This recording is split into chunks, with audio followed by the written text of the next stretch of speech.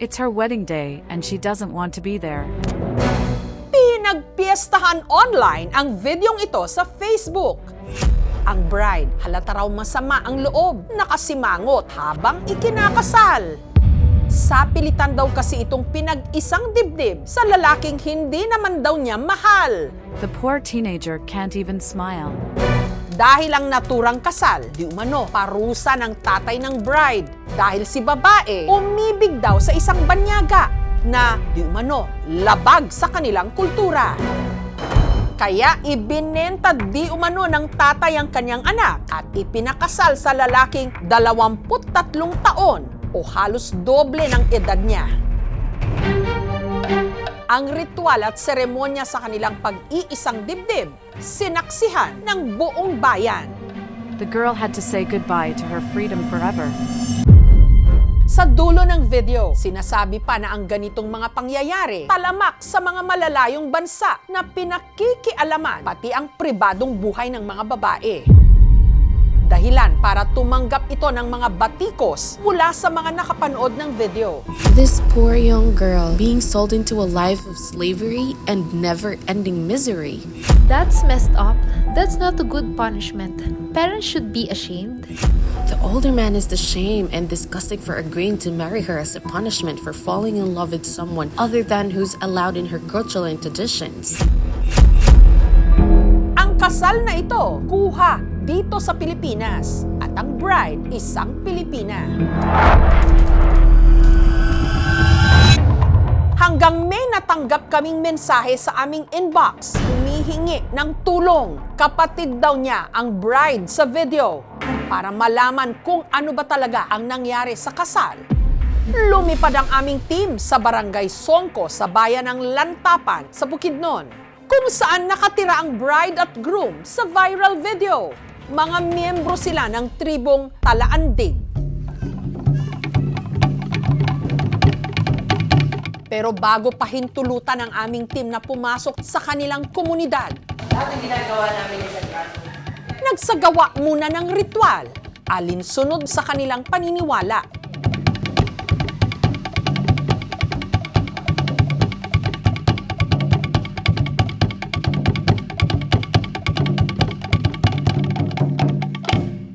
Maya-maya pa, humarap na sa aming team ang bride at groom sa kontrobersyal na video. Sina Romalia at Reggie. Ang seremonya, kuha raw nung sila'y ikasal, alinsunod sa traditional wedding ritual na kung tawagin, kaamulan asawahay. Yung buhay may asawa, different po talaga pag dalaga ka pa. Kasi nga ngayon, ang daming inaalala, trabaho, mga inana, pag-asikaso ng lahat nasa bahay. May time naman po yung pagod na po ako. Sana hindi ako nagmadali. Nung kumalat ang video, naging laman daw sila ng mga usapan sa buong bayan. Nahihiya na nga po akong lumabas sa bahay kasi nga mga kapitbahay namin, laging nag-uusap, patanong ng patanong, totoo ba yun o hindi. Nalungkot ng sobra kasi nga judgmental king mga tao, nag-comment dito. I'd run away rather than be held prisoner against my will. It's basically abuse and practical rape. She should have run away with the foreigner. I'm sorry, but that shouldn't be allowed. Kung nakita na ko itong video, lagi ko katulog adto kay kahit ano-ano na lang lumabas sa bibig nila, pero hindi nila alam na napakasakit pa sa amin dahil kami yung nakita doon eh. Naging mitya na rin daw ito ng pagtatalo ng mag-asawa. Lalo't ang mister na si Reggie nagduda kung napilitan lang ba talaga magpakasal sa kanya ang misis niya ngayong si Romalia.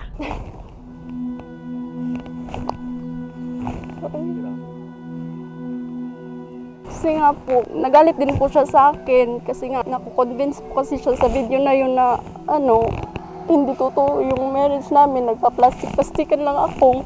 Ganun po. Nakasimangot na ako. Naniniwala na talaga ako sir, yung mukha niya, mukha talaga napilitan sir. Naisip ko na sir na siguro maghiwalay na lang tayo. Pero marami raw sinabi sa video na pawang mga kasinungalingan. Nagpapa-interview po kasi kami para ma-clear yung mga pangalan namin. Unang-una sa lahat, taong 2019 pa pala ang videong ito. Taon kung kailan sila ikinasal. 5 taon na silang mag-asawa ngayon. 4 na taong gulang na nga ang kanilang anak. Yung anak namin sobrang mahal po namin. Pag nag-aaway, pag ngumiti nga yung bata, napapawi rin yung galit mo. Si Reggie, kasal na raw sa una bago ito ikasal kay Romalia. Bagay na tanggap naman daw sa kanilang tribo. Malaki raw talaga ang agwat ng edad nilang mag-asawa. Pero, Hindi lang po totoo yung ang gap namin, 23 years old, 10 years gap po kami. higit sa lahat, hindi raw totoong pinarusahan si Romalia ng kanyang tatay. Kaya ito pinakasalan ni Reggie. Tanungin natin mismo ang tatay ni Romalia. Di yun totoo. Sa bata pa lang siya, nga pa sa iyang sabakan siyang inahan. Di ati man nananamo siya sa tungod sa among pagpangga. Nya sa madako na di may makakaya mo baligya niya. Wala naman po nagawang kasalanan patungkol sa tribe namin. Hindi naman po tutong na inlab ako sa foreigner. Wala na yung bawal mag-asawa sa tagalabas eh. Matagal ng panahon yun. Kaya nga dito mixed community na ito eh. May mga galing na sa iba't ibang lugar. Katunayan, bago raw ikasal sina Romalia at Reggie, 1 taon muna silang naging magkasintahan. Nang ligaw yung lalaki sa aming anak. Di yun totoong arranged marriage yan. Pero bakit nga ba nakaismid o nakasimangot si Romalia sa araw pa man din mismo ng kanilang kasal? Noong araw po kasi na yon, natake po yung mama ko ng high blood. Worried nga po talaga ako. Bawal din daw ngumiti kasi sa bahagi ng ritual ng kanilang kasal. Dapat nakapokus ka lang talaga. Nagduda ako dahil sa mukha niya. Pero parang naisip ko na ganyan ang tagal ng mukha niya, tahimik, mahiyain. Pinabulaanan din nilang suhol ang nakuha ng pera. Offering daw ito na parte ng kanilang kultura. Wala naman pong nangyaring bayaran. Hindi ko po yan tatay. Dili ko yang papa kay maninuyer ko niya. Ako daghan na nagkasal pero wala ko nakasal nga nay na pugos. Galit na galit talaga ako pag napanood ko yung video na ginawa nila sa amin. Hindi nakakatuwa, tapos wala kang magawa. Kaya naisipan ko ang KMJs kasi alam ko naman na may kapasidad sila na tumulong. Sana po makonsensya siya at delete niya po yung mga video na yon at sana ma-detect na din po kung sino po siya kasi nga po nakakahiya yung ginawa niya po. Ang malaking tanong ngayon, sino ang nagpakalat ng fake news na ito?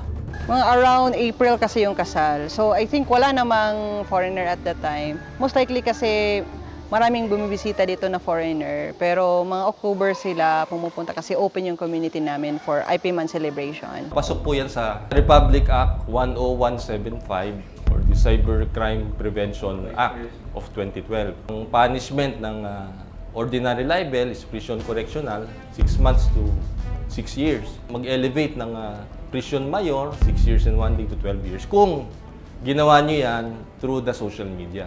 1.2 million maximum fine under the new law. Bukod doon sa multa, pwede niyang pagbayarin yung gumawa niyan doon sa naranasan ng depresyon. Ang sunod na dapat imbestigahan, sino ang totoong kumuha ng video? Sina Romalia at Reggie, may ibinigay na pangalan ng videographer. Nung kinasal po kami, may nag-video pong isang lalaki pero hindi namin kilala yun. Ito raw ang voluntaryong kumuha ng kanilang kasal. Kinontak ito ng aming team. May kinalaman kaya siya kung bakit na-post ang video ng kasal online? Huwag niyo na lang naman sanang gawing maninira kayo ng buhay ng iba tao para kumita. Hindi kasi siya nakakatuwa. Ang kanyang panig Nasabi po ng biographer na sa aming pagbabalik. Hot topic ng mga marites online, ang kasalan sa Lantapan, Bukidnon, na parusa raw ito sa bride dahil umibig ito sa isang foreigner. Kaya sapilitan daw itong ikinasal sa lalaking hindi naman niya mahal. Pero ang bride at groom sa video na sina Romalia at Reggie, pinabulaanan lahat ng mga intriga at paratang. biktima raw sila ng fake news. Hindi naman po tutong na inlove ako sa foreigner. Hindi ko po yan tatay. Ninong po yan ang kasal namin. Wala naman pong nangyaring bayaran niya. Sa pag-iimbestiga ng aming team, nalamang kakilala ng kapatid ng bride na si Lizelle, ang videographer sa kasal. Nung kinasal po kami, may nag-video pong isang lalaki pero hindi namin kilala yun. Nagkataon daw na nasa lugar ito, kaya't nagpresenta na itong kuhanan ng kasal ng libre. Nakakuha kami ng number ng mismong videographer. Pero tumanggi siyang magpa-interview. Ayon kay Lizelle, sa una raw nilang usapan ng videographer, ipinaliwanag daw nitong wala siyang kinalaman sa kumalat na video. Anya, nanakaw daw kasi taong 2020 ang kanyang laptop kung saan nakasave ang mga nakuhanan niyang material. Sa tingin ko, may posible po na yung nagnakaw ng laptop, parang siya po yung nag-leak ng video. Pero isa sa ikinababahala ng mag-asawa, ang pangamba nilang marami pang naniwala sa laman ng viral video. Lalo't may ibang mga page na naka-upload pa ito. The aggrieved party may file a complaint before the office of the Cybercrime Division, and from there, we can ask Facebook to take down that particular Facebook page, subject of course to the platform's community guidelines. Sinubukan din naming makipag-ugnayan sa mga page na nag-upload ng video, pero wala pa kaming nakuhang tugon. Maraming epekto yung fake news sa tao or sa pangkalahatan sa isang lipunan, pero isa sa mga makikita natin na concrete na effect nito is kapag nami-misrepresent yung narrative o yung identity ng isang tao. Namo-monetize o napagkakakitaan yung ganitong klase ng mga gawain. Meron din namang mga features, yung mga platforms na kung saan binibigyan tayo ng pagkakataon na i-report yung mga ganitong klase ng information. Pakiusap ng mag-asawa dahil hindi rin tumutugon sa kanilang page na nag-post ng video, humihingi sila ng tulong sa mga manunood na sama-sama raw i-report ang video sa Facebook para ma-down ito o matanggal na.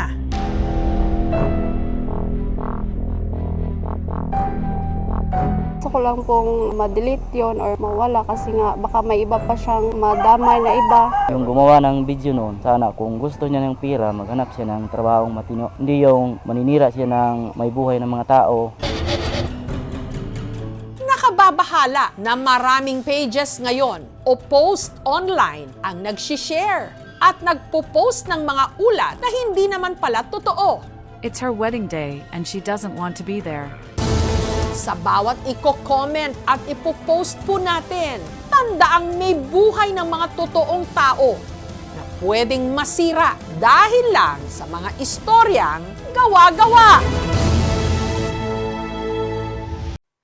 Thank you for watching, mga kapuso. Kung nagustuhan niyo po ang videong ito, subscribe na sa GMA Public Affairs YouTube channel and don't forget to hit the bell button for our latest updates.